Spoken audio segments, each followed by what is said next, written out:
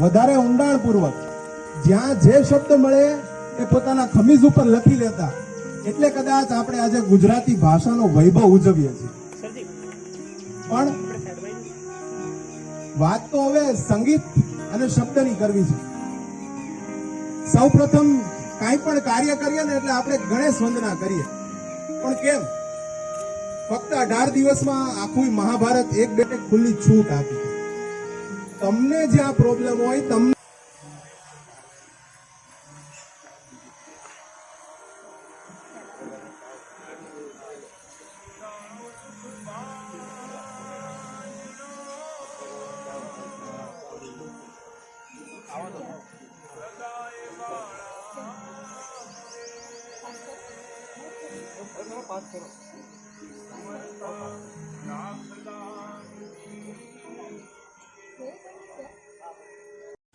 કુવા, સરોવર, બરાબર આપણા જળ સ્થાપત્ય આવે એમાં આપણે અત્યારે વાવ પાસે ઉભા છે.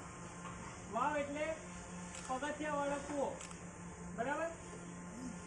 એટલે કોઈ પણ કૂવો હોય ને એને પગથિયા હોય એટલે વાવ કહેવાય. એને અંગ્રેજીમાં કહેવાય સ્ટેપ વેલ. સ્ટેપ વેલ કૂવા તાના અને રીરી કોણ હતા? આપણે અહીંયા છે, તમે આગળ આવતા જ બે સમાધિ જોઈ. તાના અને રીરીની સમાધિ છે, એના ઉપરથી આ ગાર્ડનનું નામ તાના અને રીરી રાખવામાં આવ્યું છે.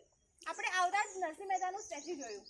નરસિંહ મહેતા, એમની દીકરી કુંવરબાઈ, કુંવરબાઈની દીકરી શર્મિષ્ઠા અને શર્મિષ્ઠાની બંને દીકરીઓ તાના અને રીરી, એમની સમાધિ અહીંયા કરવામાં આવેલી છે. એના ઉપરથી લોકવાયકા અને અલગ અલગ વાર્તાઓ આપણને જાણવા અને સાંભળવા મળી હશે.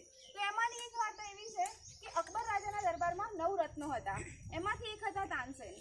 અકબર રાજાએ એક વખત એમને એવું કીધું કે મારે દીપક રાગ સાંભળવો છે.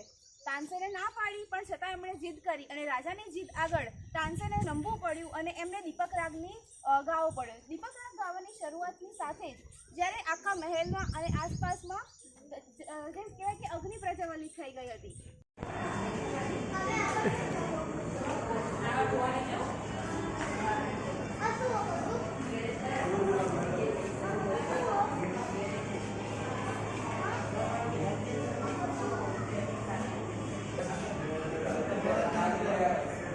લેક, શર્મિષ્ઠા લેક શું છે અને એને કેવી રીતે કહેવાય છે કે એનું નામ શર્મિષ્ઠા કેવી રીતે પડ્યું? તો એના પરથી બે લોકવાયકા છે. હું એમ નહીં કહું કે એ વસ્તુ હું કહી રહી છું.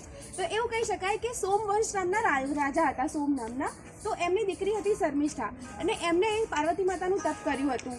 અને એ તપ કર્યા પછી એમને પાર્વતી માતાએ જ્યારે વરદાન આપ્યું કે આ જે તળાવ છે એ તારા નામથી ઓળખાશે, ત્યારથી એ નામ આમના નામથી, શર્મિષ્ઠાના નામ પરથી ઓળખવા લાગ્યું. અને બીજી એક લોકવાયકા એ રીતે કહી શકાય કે આપણે નરસિંહ મહેતાને તો ઓળખીએ છીએ. નરસિંહ મહેતાની દીકરી કુંવરબાઈ, કુંવરબાઈની દીકરી શર્મિષ્ઠા, જેમને વડનગરમાં પરણાવવામાં આવ્યા હતા. તો એમના નામ પરથી પણ એમનું નામ શર્મિષ્ઠા રાખવામાં આવ્યું હશે. શર્મિષ્ઠાની ગહેરાઈ કે તમે જોઈ શકો છો કે આજુબાજુમાં જે પાથવે બનાવેલો છે એ 2.5 કિલોમીટરનો પાથવે છે. આખું એની એ પહોળાઈ કહી શકાય અને કેટલું ઊંડું છે એની ડેપ્થ કહી શકીએ તો એવું કહી શકાય કે તમે 360 પગથિયા નીચે ઉતરો તો એટલી એની ઊંડાઈ હોઈ શકે છે અંદર. તો એ એની અંદર છે. વચ્ચે મિડલમાં તમને એક દેરી દેખાશે, જેને સતેરી કે દેરી અહીંયા કહેવામાં આવે છે. તો ત્યાં વર્ષમાં એક દિવસે ત્યાં ધજા અને નારિયેળ અર્પણ કરવામાં આવે છે અને તે દેવીના જે પગલાં છે તેની પૂજા અર્ચના કરવામાં આવે છે. લોકોની અંદર અહીંયા તળાવનું કહી શકાય કે એક રમણીય સ્થળ છે, એક વન ડે પિકનિક જેવું કહી શકાય કે એ રીતે કરી શકાય. વચ્ચે જે બનાવેલું છે એ એમ્ફી થિયેટર બનાવેલું છે કે જ્યાં ઓપન એર પ્રોગ્રામ્સ કે કંઈ કરવું હોય તો એ કરી શકાય છે. સાથે જ તમે અહીંયા જોવો છો કે આ તમને થીમ પાર્ક લખેલું છે. તો થીમ પાર્ક શાની થીમ છે ત્યાં આગળ? તો એક ક્લાસિકલ મ્યુઝિક જે આપણા ભારતીય સંસ્કૃતિના રાગ કહેવાય છે. તો એ 10 જે રાગ છે એની થીમ બનાવેલી છે, તમને હેડફોન્સ દ્વારા એ સાંભળવામાં આવે છે. મલ્હાર રાગ આપણે એક સાંભળ્યો છે કે મલ્હાર રાગ છે, તો એ પ્રમાણે દીપક છે, ભૈરવી છે, પછી યમન રાગ છે, પહાડી છે, એમ કરીને 10 અલગ અલગ રાગની થીમ બતાવેલી છે અને એ થીમ પ્રમાણે ત્યાં તમને રાગ સાંભળવા મળે છે. અને અલગ અલગ આપણે આજે પણ જોઈ શકીએ છીએ કે ક્યારેક કોઈ ફિલ્મના ગીતો કે એની અંદર પણ એ રાગનો યુઝ થતો હોય છે. તો એ પ્રમાણે તમને ત્યાં જોવા મળે છે. હવે આપણે અહીંયાથી જઈશું અર્જુનબારી દરવાજો, કે જે વડનગર જે આપણું કહેવાય છે કે 6 કોટ 6 દરવાજાની અંદર બંધાયેલું છે. તો એમાંનો એક દરવાજો છે અર્જુનબારી દરવાજો. તો એની ઇન્ફોર્મેશન ત્યાં જઈને લઈશું. તાનારીરી, હા, બંને બહેનો હતી. એ આપણે આગળ જઈશું તો એની સ્ટોરી તમને ત્યાં વધારે ઇન્ટરેસ્ટિંગ લાગશે. આપણે જવાનું છે. એ બધું આવી જશે, ડોન્ટ ગભરાય.